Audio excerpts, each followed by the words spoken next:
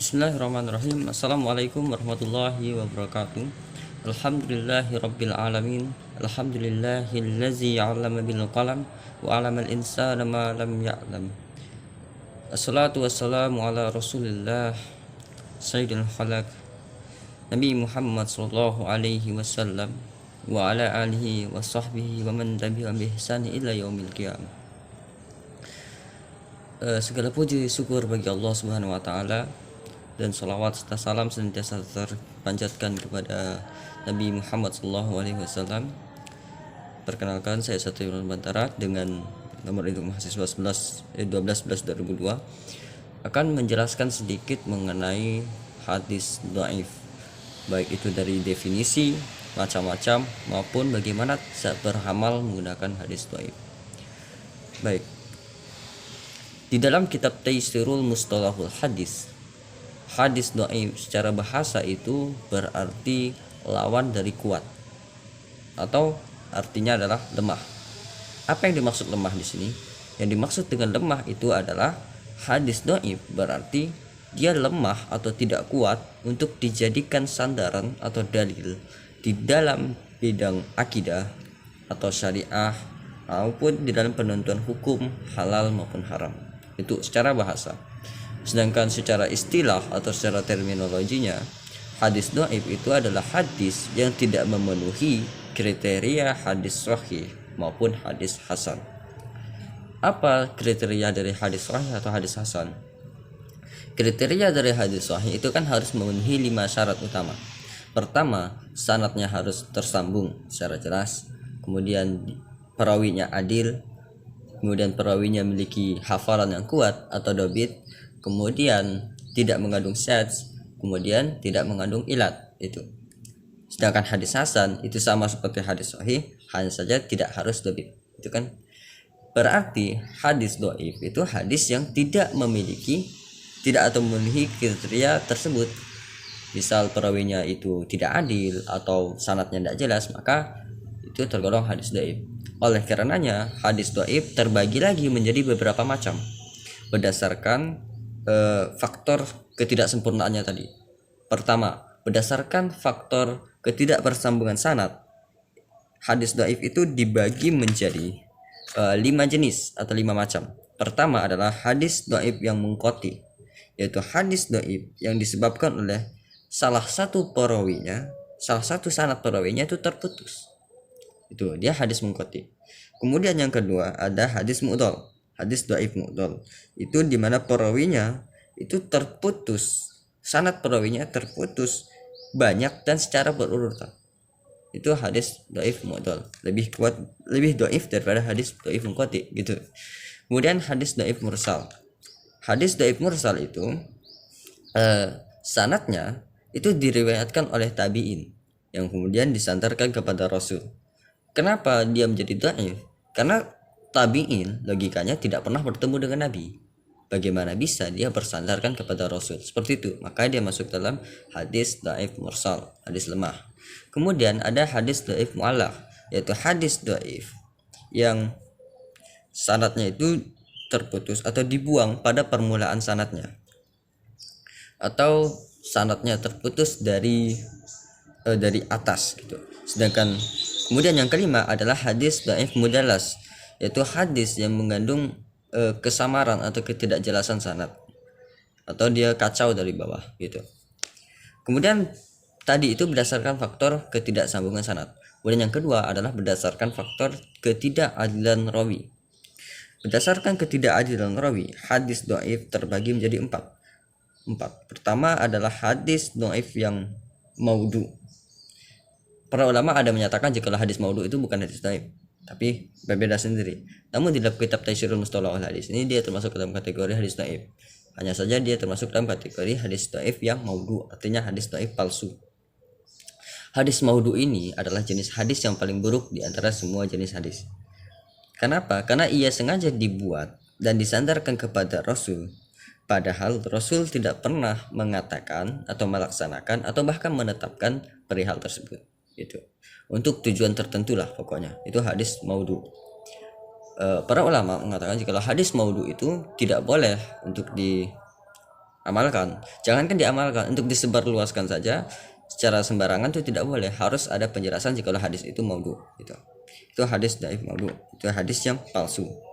Kemudian yang kedua ialah hadis mungkar.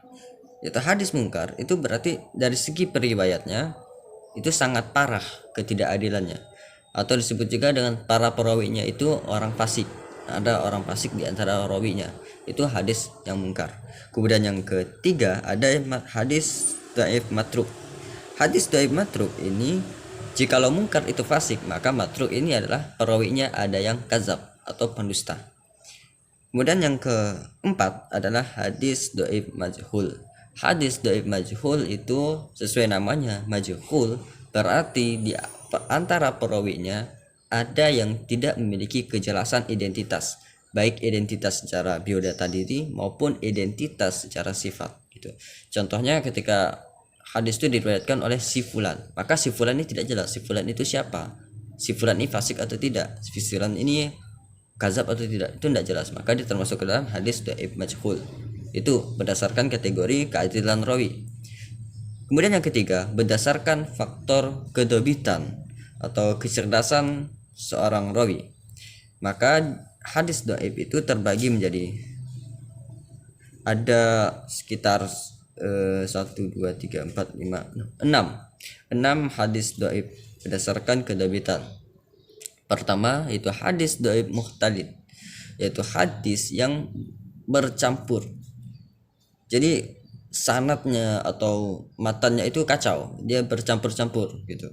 Kenapa bisa bercampur? Ya karena perawinya tidak dobit alias lupa gitu, kurang cerdas.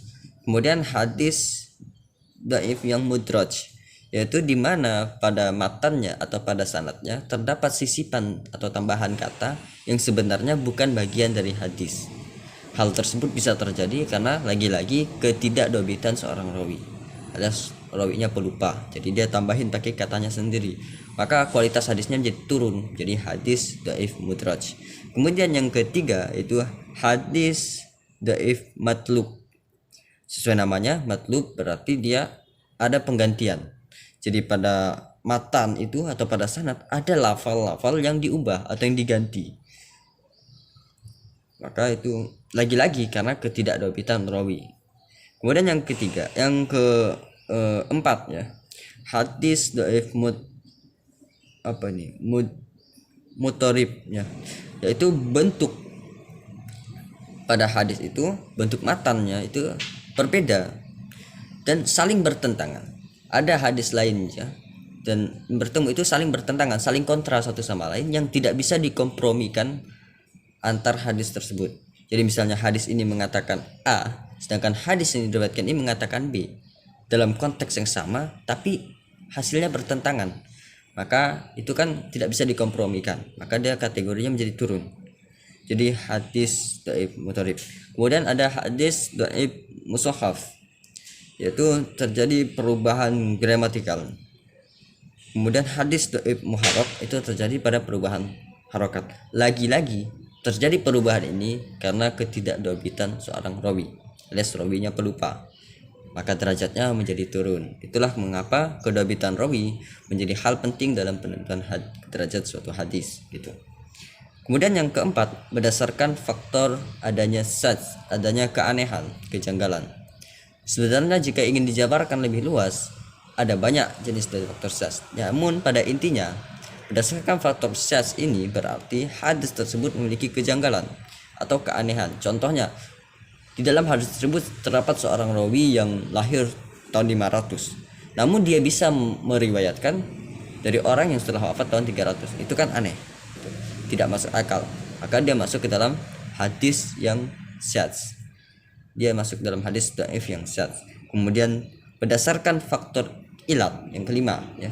Berdasarkan faktor ilat atau kecacatan yang dimiliki, itu hadis dikenal juga dengan hadis dhaif mu'allal, di mana hadis tersebut mengandung ilat atau mengandung cacat yang dapat merusak matan hadis atau dapat merusak sanad hadis. Jadi derajatnya turun. Jadi sudah dijelaskan lengkap dari faktor ketersambungan sanad, dari faktor keadilan rawi, faktor kedobitan rawi, dari faktor syadz dan faktor ilat. Kemudian hadis dhaif itu berdasarkan 5 faktor tersebut akhirnya terkalifikasi lagi menjadi ada hadis dhaif yang makbul dan ada hadis dhaif yang mardud atau ditolak. Makbul diterima, mardud ditolak. Lalu yang makbul itu yang mana? Hadis dhaif yang makbul atau hadis dhaif yang diterima itu hadis yang tingkat kedhaifannya ringan. Mengapa? Yang mana ya hadis tingkat kedhaifan yang ringan? Hadis tingkat kedhaifan yang ringan itu kata ulama adalah hadis yang berdasarkan silsilah sanad tadi. Yang pertama, kategori faktor sanadnya kurang bersambung. Itu tingkat kedhaifannya ringan. Ketika dia mendapatkan dukungan dari hadis-hadis yang lain, baik itu dari hadis hasan atau dari sesama hadis dhaif tapi jumlah banyak, maka derajatnya bisa tingkat lebih tinggi, alias naik derajatnya menjadi hasan li ghairihi. Itu hadis dhaif yang ringan. Sedangkan hadis dhaif yang mardud atau yang ditolak itu adalah hadis yang tingkat kedhaifannya berat, ya seperti hadis maudhu tadi, hadis palsu gitu.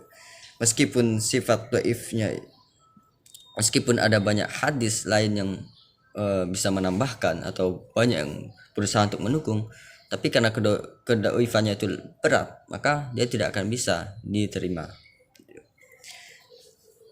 Contohnya apa? Contohnya itu kayak hadis tidurnya orang puasa adalah ibadah.